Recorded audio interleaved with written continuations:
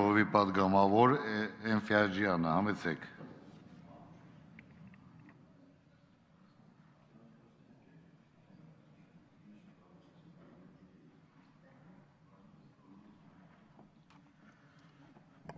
Շնորհակալություն, հարգելի նախագահություն, հարգելի տիկնայք եւ պարոնայք, արդեն իսկ իմ գործընկերները մատնանշեցին բազում հիմնախնդիրներ, որոնք որ առկա են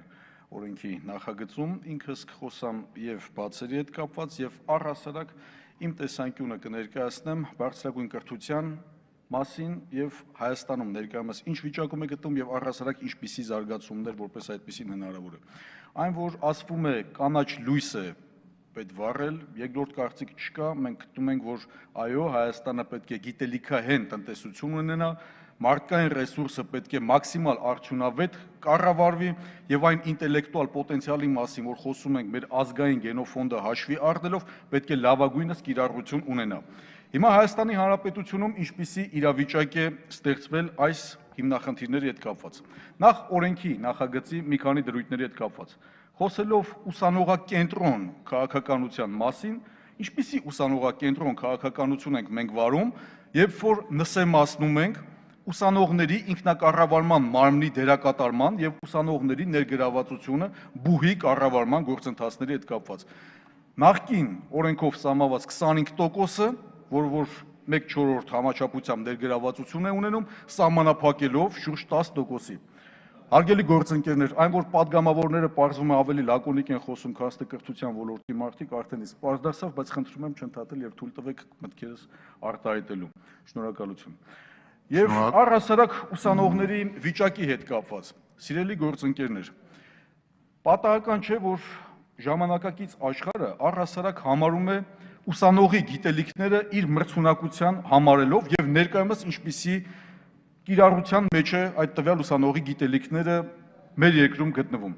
Անշուշտ մենք պետք է փաստենք, որ այն գիտելիքները, որոնք որ տրվում են Հայաստանի Հանրապետության ուսանողների համար, դրանք ժամանակակից աշխարհում ըստ էության մրցունակ չեն ստացվում։ Կամ այն ուսանողները, որոնք որ իրենց գիտելիքները մրցունակ են համարում եւ այդ գիտելիքները նաեւ այլ երկրում են մրցունակ համարում, ըստ էության նրանք նախընտրում են իրենց գործունեությունը, գիտամանկավարժական, ստեղծագործական գործունեությունը ծավալել այլ երկրներում։ Այստեղ ամենամեծագույն խնդիրներից մեկը նաև արձանագրեմ մի շատ պարզ օրինակով, ինչպիսի վերաբերմունք ունենք մենք ուսանողի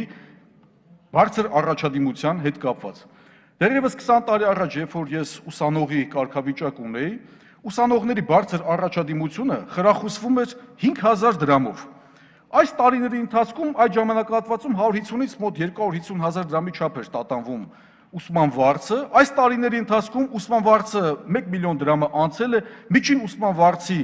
չափը կազմում է 600-ից 700,000 դրամի չափով, բայց կներեք ուսման առաջադիմությունը 5000 դրամը պահպանվում է։ Չեմ ուզում շատ քաղաքականացնել ներկայիս սոցիալական, տնտեսական իրավիճակը, բայց այնուամենայնիվ տնտեսական իրավիճակին կանդրադառնամ, քանի որ մենք ունենք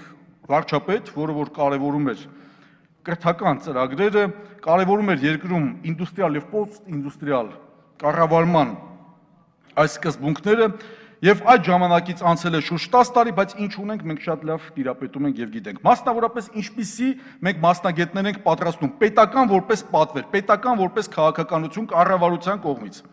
Տնտեսագիտական ուղղվածություն ունեցող մենք գիտենք, որ մասնագիտական բուհ ունենք Հայաստանի պետական տնտեսագիտական համալսարանը, բայց նաև ունենք բուհեր, որոնք որ պետական եւս բուհեր են եւ տնտեսագիտական մասնագիտություններ ունեն։ Երևանի պետական համալսարան, Հայաստանի ազգային ագրարային համալսարան, Հայաստանի ֆրանսիական համալսարան, Հայաստանի ամերիկյան համալսարան, Եվրոպական կրթական տարածաշրջանային ակադեմիա, Երևանի պետական մանկավարժական համալսարան, մասնավոր բուհերն են աշխատում ըստ առաջարկ եւ պահանջարկ ձևավորելու առումով եւ ինչպիսի մենք տնտեսագետներ ենք կարողանում որպես մասնագետներ պատրաստել եւ մեր երկրի տնտեսությունը ինչպիսի իրավիճակում է գտնվում։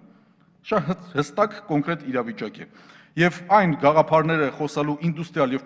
պոստինդուստրիալ հանրապետության հետ կապված արդեն 10 տարի է անցնում եւ մենք տեսնում ենք ինչ մոտեցումներ կա։ Պետական կառավարումը շատ հստակ պետք է լինի, ինչպիսի պահանջարկ ունի մեր երկիրը, ինչպիսի մասնագետներ արտադրելու թողարկելու, ինչպիսի իրավիճակում ենք մենք այսօր գտնվում եւ վաղը ինչպիսի իրավիճակ ենք ուզում տեսնել։ Այսօր է այդ քաղաքականությունը վարվում։ Քանի որ շատ խոսվեց տարիքային ցենզի հետ կապված 70 տարին լրացած այդ սահմանափակումը դնելու, ես մի ձևակերպմամբ շատ կարճ հանդես գամ, որպես այդպեսին, որ տպավորությունը ավելի վառ լինի։ Մի այսպիսի ձևակերպում կա, ասում են, եթե ծերությունը կարողանար եւ եթե երիտասարդությունը իմանար։ Այս հակասություններն ու հակադրությունները օրենքով չի կարելի թողել։ Օրինակները տարբեր են լինում։ Չի կարելի սա տոներով այս նախագծում նման ձևակերպումներ տալ։ Եվ առհասարակ ամբիոնի վարիչի կամ ադմինիստրատիվ աշխատանքներ ներառյալ ես շատ լակոնիկ կլինեմ։